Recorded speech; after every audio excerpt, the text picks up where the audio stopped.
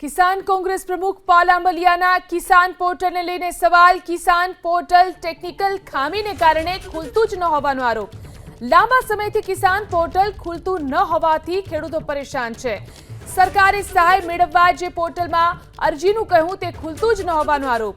6 જિલ્લામાં એક પણ જગ્યાએ પોર્ટલ ન ખુલતું હોવાનો આરોપ। 14મી થી 28મી જુલાઈ સુધી પોર્ટલ પર ઓનલાઈન અરજી કરવાની છે તેવું આંબલિયાએ જણાવ્યું છે। 24મી જુલાઈ થવા છતાં હજી કિસાન પોર્ટલ ખુલ્યું જ નથી।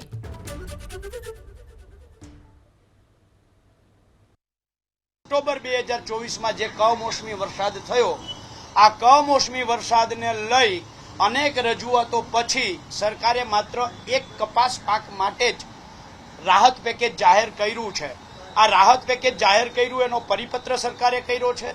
આ પરિપત્રમાં બહુ સ્પષ્ટ લખ્યું છે કે સરકારની વેબસાઇટ ઉપર જઈ અને ખેડૂતોએ 14 તારીખથી 28 જુલાઈ સુધીમાં આ ઓનલાઈન કરવાનું છે।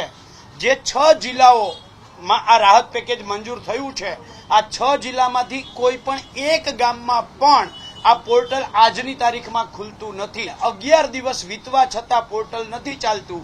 બહુ સ્પષ્ટ છે, સરકારને બદનામ કરવા માટે આ કૃષિ મંત્રી અને રાજ્યના ખેતી નિયામક ષડયંત્ર કરે છે, એ સાબિત થાય છે। જે ખેડૂતોએ મગફળીનું રજીસ્ટ્રેશન કરાવેલું હશે ટેકાના ભાવમાં, એને કપાસના આ રાહત પેકેજનો લાભ મળશે નહીં। ત્યારે મારે રાજ્યના કૃષિ મંત્રી અને ખેતી નિયામકને પૂછવું છે કે 50 વીઘાનો ખેડૂત હોય, એને 25 વીઘામાં મગફળી 25 વીઘામાં કપાસ વાવ્યો હોય, તો એને જે કપાસનું નુકસાન થયું છે સરકારે જાહેર કર્યું છે, તો એ લાભ મળવાને પાત્ર કેમ નથી? એટલે તમામ બાબતોને જોતા બહુ સ્પષ્ટ થાય છે કે સરકારની દાનત ખોરી છે, ખોરા ટોપરા જેવી છે।